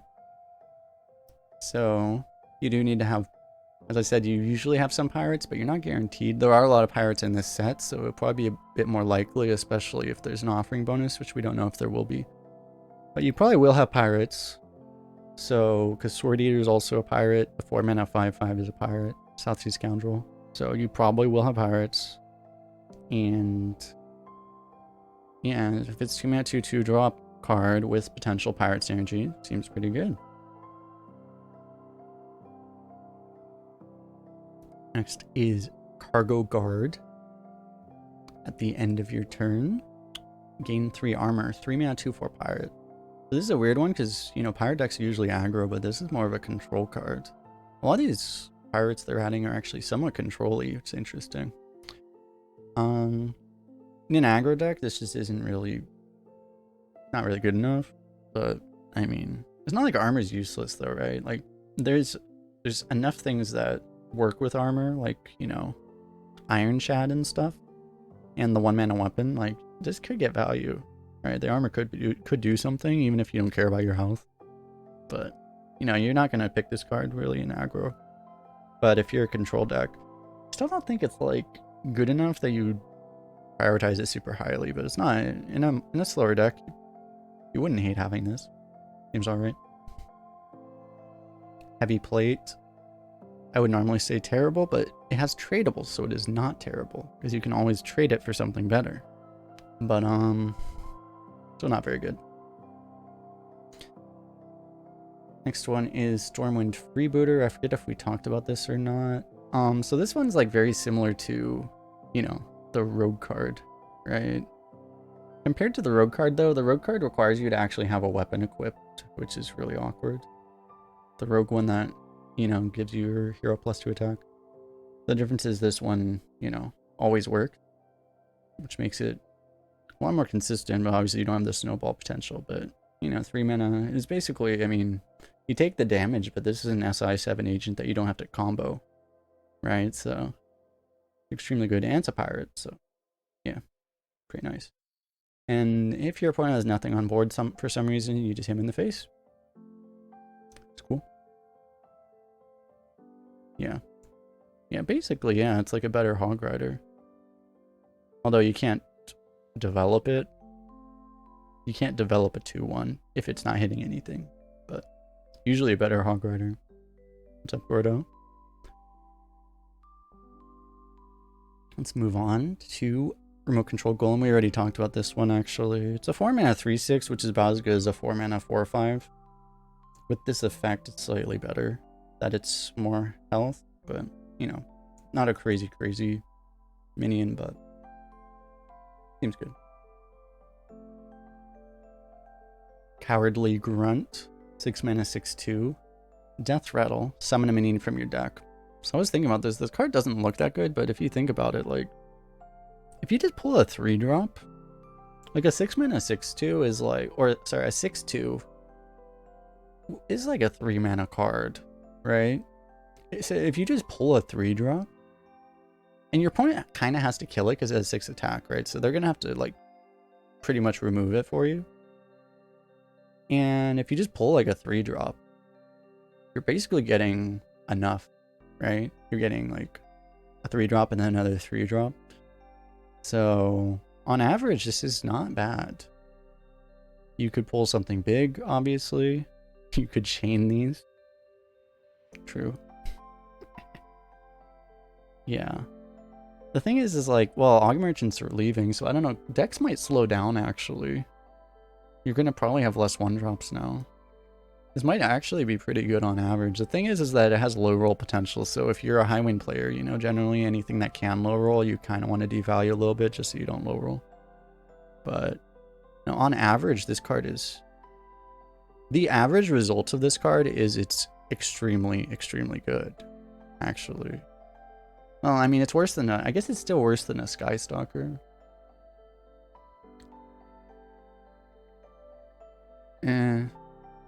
It's like on average it's like an average card, and it has like the ability to win you the game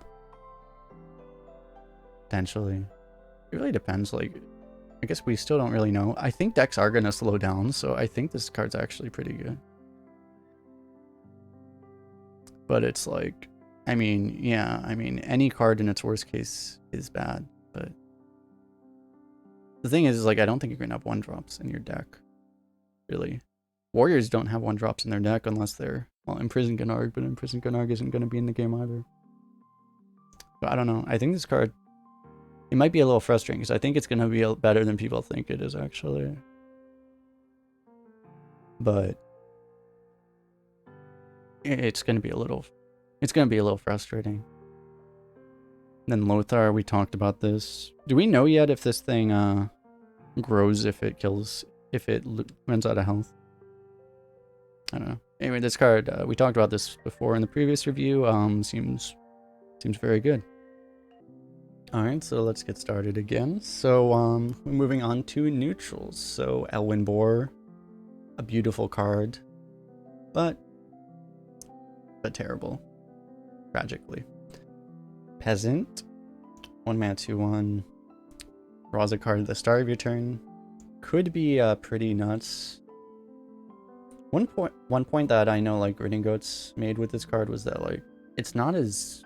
Drawing cards isn't as nuts as it used to be. But, like, this card usually won't win the game by itself, but it's still a little unfair if it actually sticks. But hopefully... The fact that Aug Merchants are going to be gone... So... Oh, dear. That's the problem, though, is that Aug Merchants are rotating out. So this is going to stick like twice as often as you would have thought it would. Oh. Yikes. Next we have Stockade's Guard. 1-mana 1/3 battle cry, give a friendly minion taunt. So I mean, it's a really good 1-drop, honestly. In a you can't give an enemy minion taunt, so you can't kill something behind taunt. That's tragic. That would have been too good, I guess. But you also don't have to if you're just trying to smork them, so could be better that it doesn't. In a defensive deck, you know, being able to give a minion taunt could be exactly what you need. In an aggressive deck, You probably won't care that much, but, you know, it's a 1-mana 1/3, so it's good. So overall, just good 1-drop. Auctioneer Jackson is next. We talked about this one in the previous review. It's usually just a 2-mana 2/3. Some potential upside, but not much better, really. This one is Deep Run Engineer, 2-mana 1/2 Battlecry. Discover a mech, costs 1 less. Are there any particular mechs you actually want? I don't know. I'm not gonna look through all the cards. 2-mana 1/2 Discover is. It's weird that it's almost weird that this card. Yeah, it's like it seems really random. Like, why is this card in this set? It's probably a card that was supposed to be another set, and they either forgot to put it in or it was bugged or something, and they just like it just didn't fit. Whatever, they had to cut something, and they're just like, oh yeah, you just throw this in now. It's like, why is this in this set? Doesn't make any sense. I bet it was a card that was supposed to be another set, but I don't know. It's not terrible, right? Like, you get to ramp, which could be nice if you get like a Paladin Sky Golem's not in the game anymore. I mean, if you're in like Hunter, you get like Tonk or something, but Tonk's rotating out, right? I don't know. It could be okay, but that doesn't seem crazy, but it's probably not terrible, right? You get a discounted dirigible. That's pretty good, actually. Oh, Tonk is in. Nice. Yep, Tonk. Next is Encumbered Pack Mule. I believe we talked about this. So it's just 2-2-mana 2/3 taunts in one. This seems extremely good. The idea is you put this in Paladin with hand buff synergy, and then it's even better. But yeah, it's really good. Like, probably going to be one of the best 2-drops in the game. Next is Florist. 2-mana 2/3 at the end of your turn. Reduce the cost of nature spell by 1. Interestingly, it's neutral. So some classes don't have any. Some classes don't have any nature spells at all.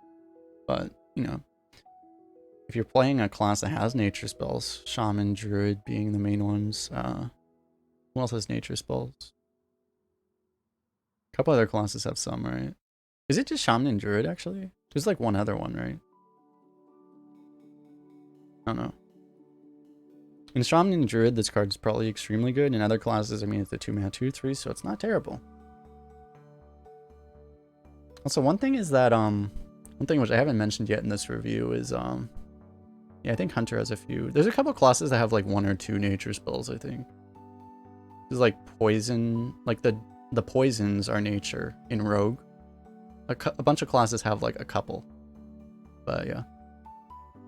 One thing that's worth noting is that vanilla minions are going to get a little better than they are right now, because just the power level is going down because we're losing sets with good cards, and we're getting sets like the Witchwood and Rousticons, but mainly the Witchwood. So like power level is going to go down, so vanilla minions are going to go up a little bit, but not a ton, but just a little bit.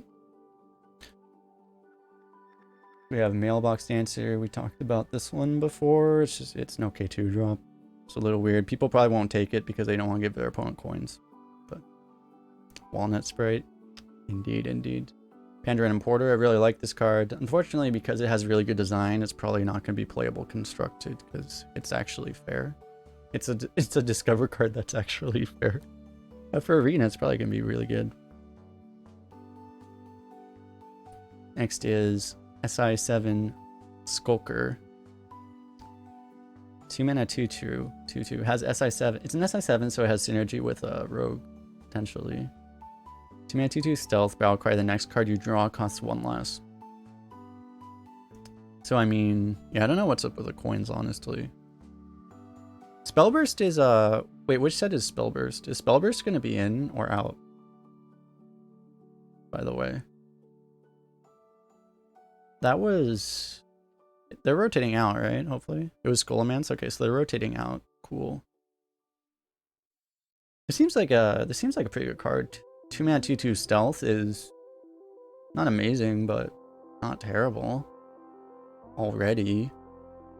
I mean, it's definitely not good, but it's, you know, you wouldn't want it, but the fact that you get a 1-mana discount on your next draw, that seems more than worth it.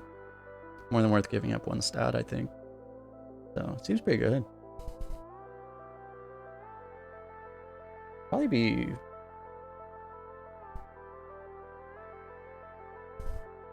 Yeah, like, I want to say that I think this is probably better than a vanilla 2-drop.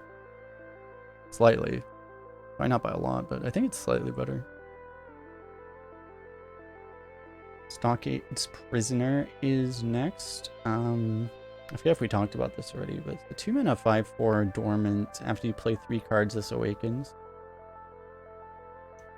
If you have coin, this card is actually kind of nuts. If you have coin in a low curve, you play this on 2, and then you can activate it the next turn.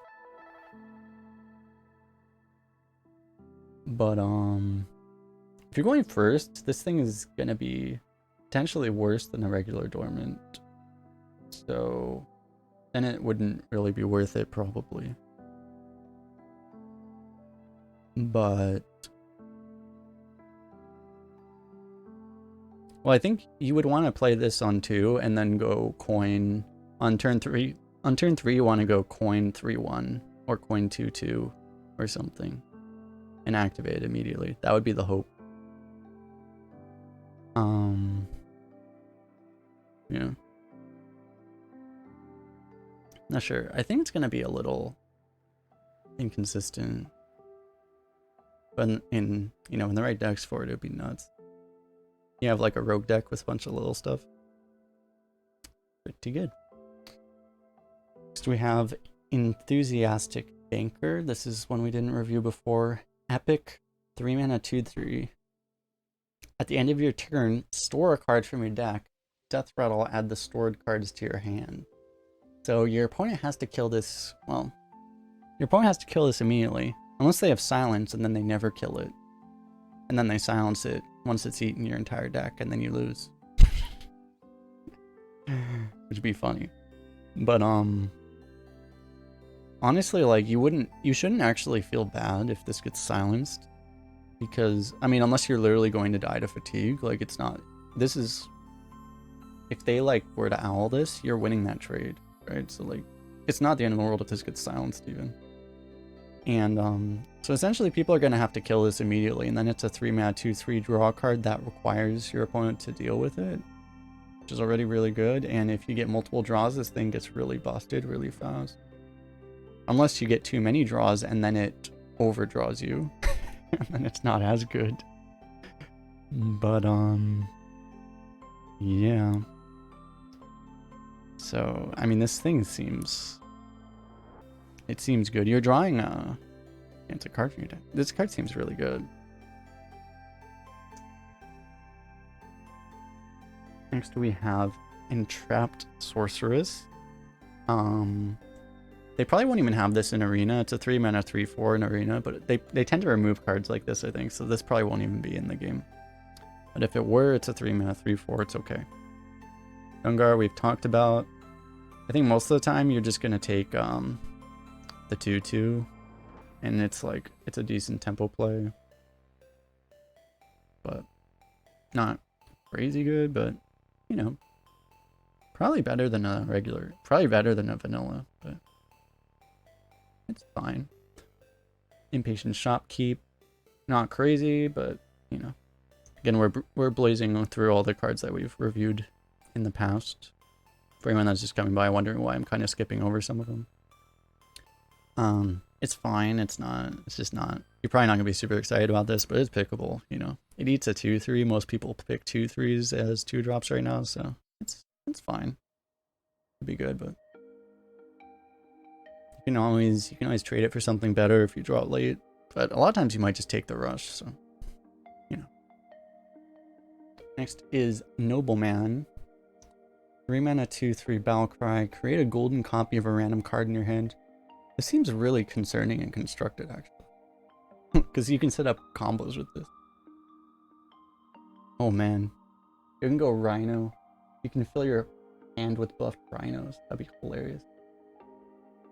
I think in Arena, this is generally just going to be, you can hypothetically try to copy a high value card, right?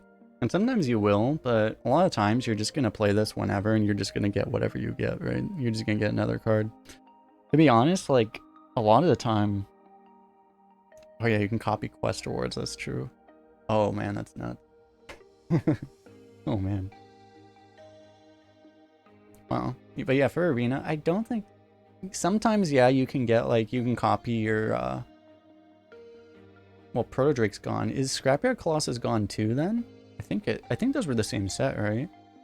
Is Scrapyard Colossus gone too? I was gonna say you could copy your Scrapyard Colossus or something, but you can't even do that, right? So... Yeah, it's gone too. But you can still copy something big if you're... Wait, Warlock's 8-drop is rotating out too. Dude, all the cards I'm referencing, everything I'm thinking about is rotating out. But, yeah, you can copy something big that hopefully has taunt, and you know it might be really good for you. But generally speaking, you're just going to get something that's just kind of average, right? So it's 3 mana 2/3 draw a card, which is okay. It might even be worse than draw a card because you don't get the additional option of the card because it's a copy. So if anything, I think it's worse than a draw most of the time. But you know, 3 mana 2/3 draw is not terrible. So. Northshire Farmer, 3 mana 3/3. That does something which honestly you probably don't want to do. So I think this is worse than the 3 mana 3/3, so it's not very good. Package Runner, 3 mana 5/6 can only attack if you have at least 8 cards in hand. 8 is a lot, so probably not very good. Especially having, can you imagine having 8 cards in hand on turn 3? If you are a Warlock and you tap on 2, yeah, you pretty much want to silence it. If you tap on 2, you still don't get there, right? Could give it time, yeah. Because hold up. You start with 4 cards, you tap on 2, you go to 6. Yeah, no, like, even if you tap on 2, you're still not even close. So you still need multiple cards. So yeah, it's like, this is very hard, especially on curve, you're never gonna get this to work. So, yeah. This is gonna be the thing that you get off of like a random, oh, actually. This is gonna be the thing that you get off of this card, and then you get really tilted by. Oh no. Okay. Next we move on to Restaurant Viper. We've reviewed this card in the past. It's a 3 mana 3/4 tradable. Battle Cry, destroy your opponent's weapon. I don't know why this...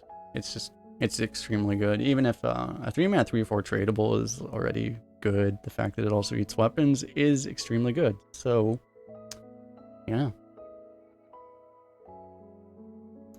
Next, Traveling Merchant.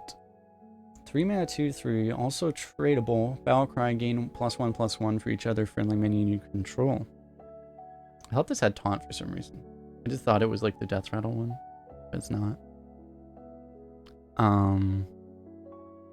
So it's kind of a win harder card, but you only need one other minion on board for it to be vanilla stats. So if you play a 2/3 on 2 and your opponent doesn't eat it immediately, it's a 3 mana 3/4, right?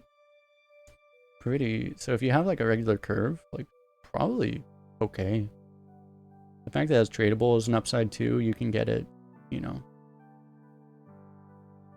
If you draw it late, you can try to get something you actually want. But also if you have it late, you have the mana to play other minions with it. So you can get even from no board, you can probably get at least a 3/4, if not like a 4/5 or a 5/6. Just off of stuff you have. And like Hunter is gonna have a lot of synergy for this now too. So it's probably, yeah, in like certain classes, like Paladin, I think Paladin and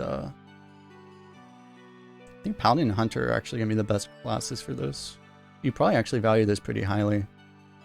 But in, you know, in Priest or something, you probably wouldn't value it nearly as highly.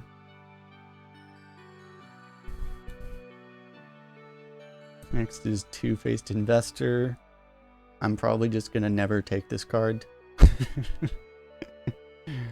Like, no, not willing. No, it's not very good on average. You could get lucky and it could be nuts, but it could also just screw you. So I'm just probably never gonna take this.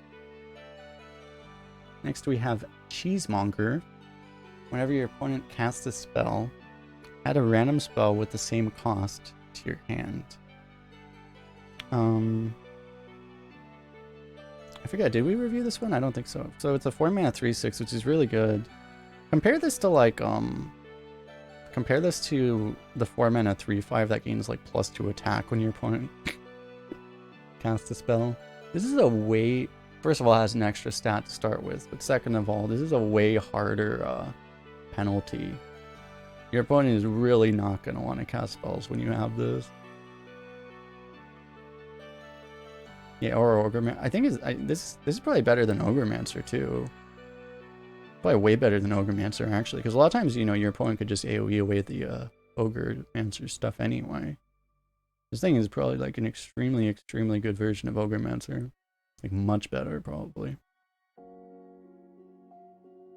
Yeah. Be a card that people will like playing themselves. Hopefully you don't see it a lot because it's epic, because yeah, it honestly is probably nuts. Probably one of the better, going to be one of the better neutral minions in the game. Yeah.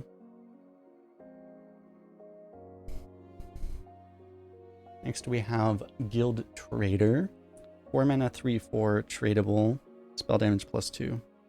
So because it has tradable, again, I'll keep repeating this until the end of time. Anything with tradable is not terrible, so even if you think you have absolutely no use for spell damage, don't automatically skip this. It might be the best pick, because it would be better than a terrible card.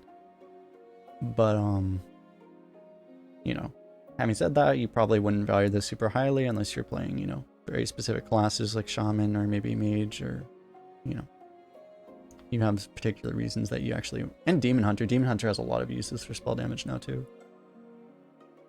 So, in certain classes, it's going to be extremely good. Remember when a 4-mana 2/2 spell damage +2 was a card? Oh, man. Is that card rotating in? Actually, might be. That'd be kind of hilarious. But yeah. So honestly, overall, probably decent. Just, yeah, you definitely... You wouldn't value it super highly, though, if you don't have... You know... If you don't actually have reason to want it. On the other hand, this card, though, Royal Librarian, 4-mana 3/4 tradable Battlecry, Silence a minion. This card is, you don't remember. I thought you memorized everything, -1. This card is extremely, extremely good. So this is, yeah, this is, I'm really baffled that they actually printed this card so quickly, too, because this is a power crept version of a card that they Hall of Famed because it was too good and it was in too many decks. And now they're power creeping it. I'm shocked. This is just a better Spellbreaker. The 3/4 is... Not always, but usually. I think it's better than a 4/3, and the fact that you get tradable on it is really good. So if you just don't think you need a silence, you just trade it for something you actually want, right? So yeah, and it curves, and it's an activator on curve for, where was it? For this guy. Silence Priest is back. Oh man, people are gonna start queuing Silence Priest and Wild again. Oh no. Oh no. Oh yeah, just this is a premium neutral. You're gonna see a lot of these. Yeah. This card, we reviewed it previously. Terrible. Even in control, I don't think this is very good. It's not unpickable in control, but you know, still not good. This one, Stubborn Suspect. 4-mana 3/3. Death Rattle, summon a random 3-cost minion. So, yeah, it's like a mini Proto Drake, I guess so. If you get like a 3-drops can be hit or miss. Again, you can get the 5/6 that can't attack. Potentially. So you can completely whiff this, but on average you probably get... There's a lot of like 2/3s now, so you're probably gonna get like It's funny, you're probably not going to get a 3-3, but on average, I think you'll get a 3-3 because you're probably going to get either a 3-4 or a 2-3, right? That's probably the most likely outcomes. So if you get a 3-4, it's really good. If you get a 2-3, it's okay. It's if you get a 2-3, it's still, I don't know, it's a little worse than Shredder, I guess. Yeah, it's on average, it's gonna be good. It's gonna screw you sometimes. You're gonna be frustrated, but this is also gonna go into Death Rattle Hunter and Death Rattle Demon Hunter, isn't it? Probably, maybe not. Probably will though. It will, right? Yeah, I think that card wants more Death Rattles. And Constructed. Occasionally, yeah, that Constructed thought just pops in my mind, even though I'm almost entirely talking about Arena, obviously. Agra Battlemaster is next. This card is going to be very warping in a bit of ways, because 5 mana 5/5 adjacent minions have Wind Fury. This card, I don't know how strong people think this card is. This card actually seems extremely good. It's not like super nuts, but there are a lot of uses of this thing, right? If your opponent's just trying to ignore your board and go face, thank God Proto Drake's out, I just realized. But if they're trying to ignore your board, you can give your board Wind Fury that they're ignoring, so you can trade off twice as much as you're supposed to be able to, right? And stuff an aggro deck with this. So it functions kind of similar to a taunt in that case. Also, obviously, if you stick a board that has a bunch of attack on it, you can just kill them immediately. And then it's also a snowball card. So it's like, it's good. It can be good defensively if your opponent's ignoring your board. It can be good aggressively for very obvious reasons. This card actually seems... I think people view this as situational, but this card is a lot less situational than people actually think it is. I think it's actually extremely good. It's just only dead, obviously, when you're completely off board and dead. But then how many cards are actually good then, right? Not very many. So this card actually seems extremely good to me. And it's going to be frustrating because you're going to get wrecked by it a lot. And it's a common, so you're going to see it a lot.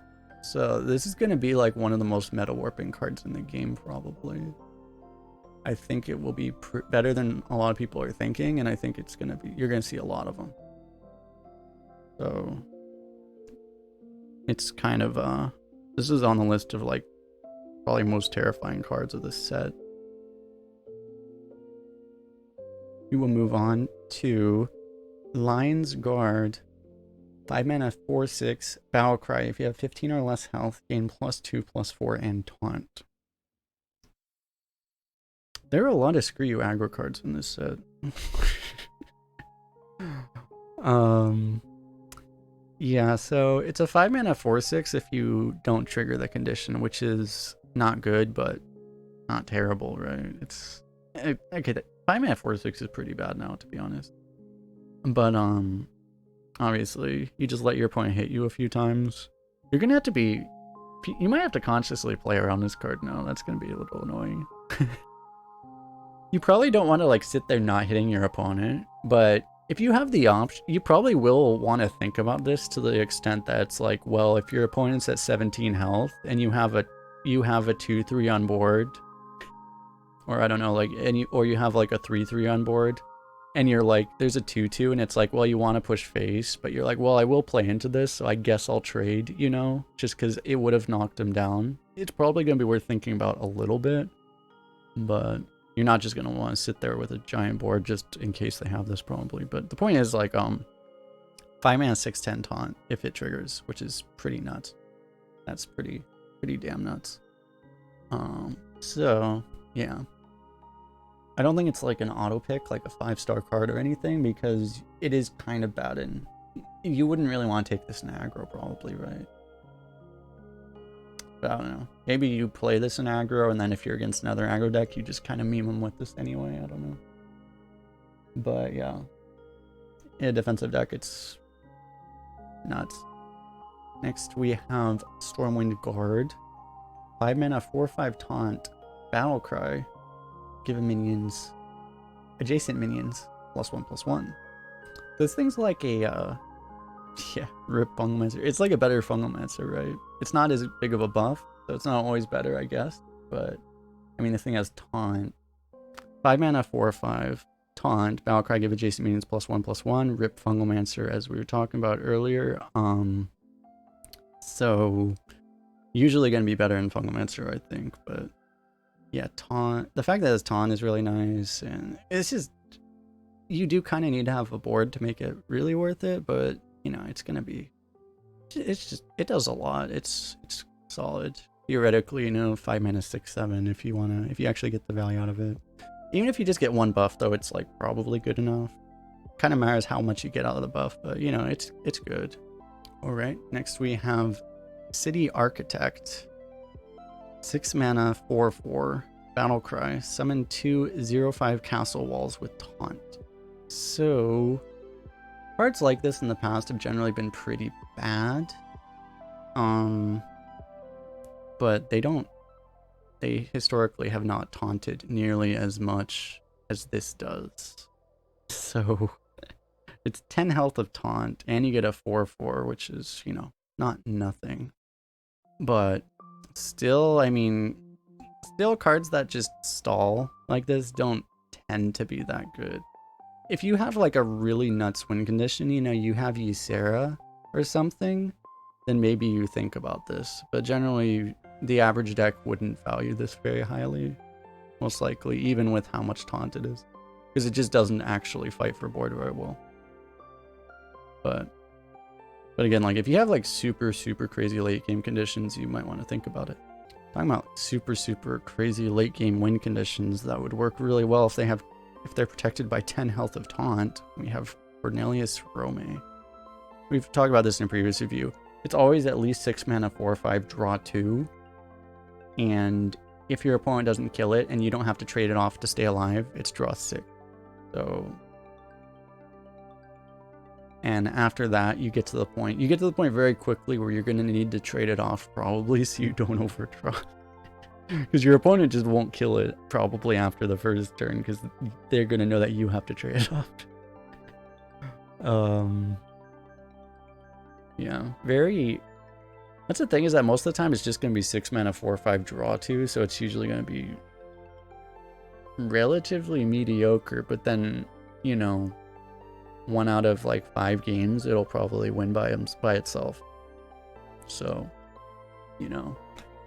So overall, that makes it a pretty good card. Next we have, this card.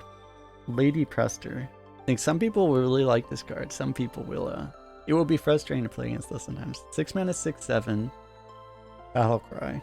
Transform minions in your deck, not in your hand, which is interesting, into random dragons. They keep their original stats and cost.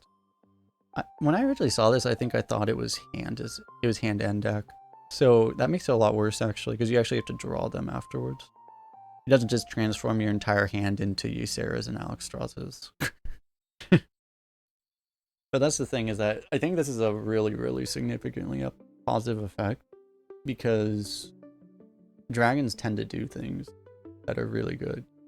Like, you just need to hit one Alexstrasza, one Ysera, even like one Malagos or something, like, or one Onyx. Like, there's just like so many good dragons, and like most of them are at least decent, right? So I don't think there are any bad dragons. Like, there's a couple that are vanilla stats maybe, but you can get like a Nosdormu or something, but generally, yeah, just very dragons generally do very good things. So very strong. Like, I think the one criticism is like it's a little bit slow, but like if you are able to, it's a 6 mana, 6/7, right? It's not terrible. And it's essentially inevitability, right? If your opponent doesn't kill you, you're gonna eventually get something that'll win the game for you. So it's not as good as like just having a Ysera, probably, but it's very good in a slow deck because it will win you the game eventually. Next we have Morg, Forge Fiend, 8 mana, 8/8 taunt demon. Death Rattle, gain 8 armor. So this was a card. There was an 8 mana 8/8 Death Rattle that healed you for 8. This is better because you always get armor, you don't always get healing. And it has taunt. The other thing didn't have taunt. So, I mean, you know, not exactly if you're an aggro deck, you don't really care about the armor, so this thing isn't worth it. There are better late game cards. Preferably ones that don't cost 8, but in a control deck though, I mean, this is basically a guaranteed, you know, compare this to the spell in Druid. It's like one of those that you can't low roll, right? It just does a lot. It can be you don't always get the healing, I guess, because it could be silenced or something. That would be probably one of the things, is that there are going to be a lot of silences, so this will get silenced sometimes. And then it's going to feel a little weak. It gets countered by silence pretty hard, actually. But, you know, generally pretty good late game card for a slow deck. Varian King of Stormwind is next. This is a card we reviewed previously. Potentially it's draw 3 and then you get Rush, Taunt, Divine Shield. If it draws 3, it's nuts. As long as it gets Divine Shield. If it gets Divine Shield and either Taunt or Rush, it's pretty good. If it doesn't get Divine Shield, if it's only like Rush, Taunt, it's a little slow. But, you know, assuming you get the Divine Shield, it's pretty good. So, seems like a very good card. And the last one we have here is Goldshire Knoll. 10 mana 5/4 Rush, which costs 1 less for each other card in your hand. So, as with all the cards that seem to be based off hand synergy, these seem a little hard to make work in Arena generally. Unless you have this with Ysera. My god, can you imagine if you have this with Ysera? Oh no. Ysera just fills up your hand. Then you get a 0 mana 5/4 Rush, by the way. As with all these other cards, it's pretty aggressively. You need to have a lot of cards. You need to have at least 6 cards. You need to have at least 6 cards for this to be like something you would actually want, right? And 6 is kind of a lot to have generally, but it's not impossible, but you usually don't, right? So it's kind of like the other ones, probably not something you really want. But if you have, you know, if you think you're going to have a deck that has a lot of cards, then this one is more pickable than some of the other ones, I think. If you have the right deck for it. But most decks are probably not going to have enough hand size. Potentially. The game's slowing down, though. So we will see. It might be better than I'm thinking. But possibly not. Do I have a favorite card this expansion? Out of all of these, I haven't really thought of it that way. To be honest, what is my favorite card? I don't know. Which of these cards? Should I take the easy answer and just say it's this one? I don't think it is this one, though. I do not know which one is actually my favorite. Maybe I like the rats. The rats are pretty cool. Maybe I'll go with the rats. Actually, I like the Vibrant Squirrel. Let's go for the Vibrant Squirrel. He looks so happy. Yeah, let's go Vibrant Squirrel. I like Vibrant Squirrel. Is the Rogue Weapon undraftable? Or the Rogue Legendary? This one? I don't see why it would be. Questline's undraftable, but I don't see why this one would be. But anyway, I'm distracted. I need to end the video, so now I end the video. And that's it for this review. Thanks a lot for hanging out, everyone watching this on YouTube. Say goodbye, YouTube, Twitch chat. But yeah, so make sure to leave a comment in the comment section below. Which cards were your favorite? Which cards are you terrified for? Which ones are you excited about? And all of these things like that, or comments on whatever you want, because it doesn't really matter. So yeah, thanks a lot for hanging out, everyone. We'll see you guys the next one.